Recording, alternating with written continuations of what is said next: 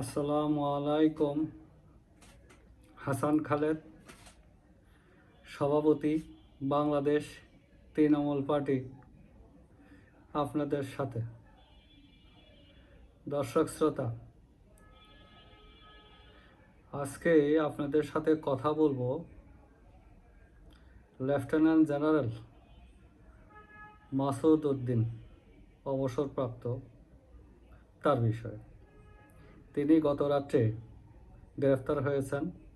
DB police তাকে গ্রেফতার করেছে। অভিযোগ আনা হয়েছে তিনি মানব পাচারের সাথে জড়িত।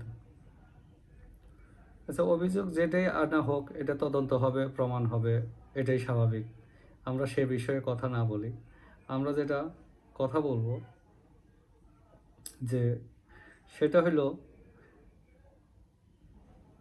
সঠিক অভিযোগের ভিত্তিতে যাতে গ্রেফতার করে জিজ্ঞাসাবাদ করা হয়, এটা যাতে কোনো হয়রানি বা প্রতিহিংসার জন্য না হয়। এই মাসুদ উদ্দিন খ্যাতি আসছে 111 থেকে। 111-এর প্রধান কুশীলব লেফটেন্যান্ট জেনারেল অবসরপ্রাপ্ত মাসুদ উদ্দিন। আর 111-এ আমাদের দেশে রাজনীতি ক্ষতিগ্রস্ত হয়েছে। রাজনীতির দুই প্রধান নেতা শেখ হাসিনা এবং বেগম খালেদা জিয়া নির্যাতনের শিকার হয়েছে। রাজনীতিতে তারা হস্তক্ষেপ করে -2 করার চিন্তা করেছিল। সেকেন্ড ফেজে এদেশের ব্যবসায়ীরা ক্ষতিগ্রস্ত হয়েছিল। তখন শ্রুতি ছিল কিছু সামরিক অফিসার ব্যবসায়ীদেরকে চাঁদার জন্য হুমকি দিত, চাঁদা আদায় করত।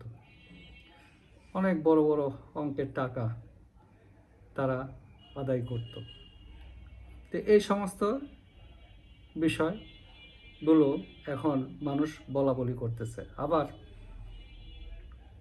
111, যেহেতু 111-এর সাথে একটা পরিবর্তনের সাথে মাসুদ উদ্দিন বা মঈনুদ্দিন জড়িত, কাজেই মানুষ তাদের প্রতি স্যামফিতিও আছে।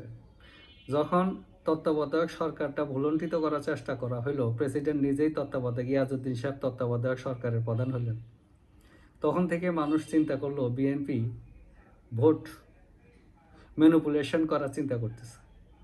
আন্দোলন সংগ্রাম তীব্র হয়। অক্টোবরে 2006 সালের দিকে অক্টোবরে আন্দোলন তীব্র হয়। এই তীব্রতায়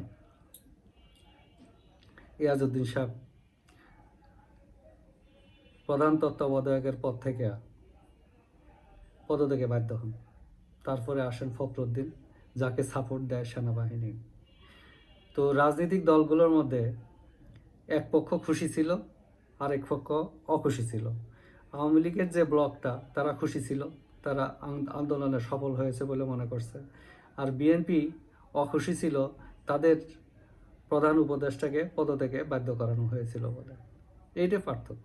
যেমন 5ই ফেব্রুয়ারি 2024-এ যেটা হয়েছে, এক পক্ষ খুশি হয়েছে, আরেক পক্ষ কিন্তু খুশি হয় নাই, তারা বিতাড়িত হয়েছে। এই একটা কন্ট্রাডিকশন কিন্তু রয়েই গেছে। তো ওটাও সেটাই হয়েছে। তো যাই হোক, আমরা আশা করব যে মাসুদ উদ্দিনকে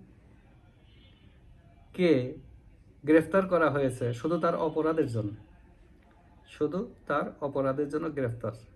যদি তাই হয়ে থাকে, বাংলাদেশ তৃণমূল পার্টি চায় তার সঠিক বিচার যাতে হয়, সুবিচার যাতে হয়, মাসুদ উদ্দিনও ন্যায় বিচার পায়, এবং যে সমস্ত মানব পাচারের সাথে জড়িত যারা ক্ষতিগ্রস্ত হয়েছে তারাও যেন সুবিচার পায়, প্রচলিত আদালতে হোক। আর আপনারা জানেন, বাংলাদেশ তৃণমূল পার্টি সবসময় গ্রেফতারের বিরুদ্ধে। তো গ্রেফতার করাটা আসলে জরুরি ছিল না। মাসুদ উদ্দিনকে আমরা বা পুলিশ নোটিশ করতে পারতো যে আপনার বিরুদ্ধে এরকম একটা অভিযোগ আসছে, আপনার সাথে একটু আলোচনা করা দরকার, আপনি এত তারিখে এতটা সময় অমুকের সামনে আসুন আলোচনার জন্য। এইভাবে করতে আইনের শাসন প্রতিষ্ঠার জন্য এগুলো ভদ্রতায় আসতে হবে, নচেত আইনের শাসন হবে না। গ্রেফতার আমরা চাই না, গ্রেফতার ছাড়াই যারা পালাবে না, ই করবে না, তাদেরকে আমরা অনর্থক গ্রেফতার করব কেন? একটা প্রক্রিয়ার মধ্যে নিয়ে আসি। রাজনীতিবিদরা তার পালায় না, তাদেরকেও গ্রেফতার না করি। মাসুদউদ্দিন সাহেব তো এখন একটা রাজনীতির সাথেও জড়িত, এমপি ছিলেন, কাজে উনি পালাবেন কেন? নজরে রাখলেই হলো। তারপরে যদি তার গিল্টি প্রমাণিত হয়, আলোচনার মাধ্যমে যদি তথ্য উপাত্ত বেরিয়ে আসে, সত্যতা প্রমাণ পাওয়া যায় তিনি মানব পাচারের সাথে ছিলেন, তাহলে তার বিরুদ্ধে নিয়মিত মামলা হবে, মামলা উনি কোর্ট ফেস করবেন। তো যাই হোক, বাংলাদেশে ন্যায় বিচার প্রতিষ্ঠিত হোক, আইনের শাসন প্রতিষ্ঠিত হোক, এটাই বাংলাদেশ তৃণমূল পার্টি চায়। অপরাধী কেউ যাতে পার না পায়। আশা করি মাসুদউদ্দিন সাহেব ওনার আত্মপক্ষ সমর্থনের সুযোগ পাবেন, অযথা হয়রানির শিকার যাতে না হন। যে যেখানে থাকি, সুস্থ থাকি, নিরাপদ থাকি। ধন্যবাদ সবাইকে।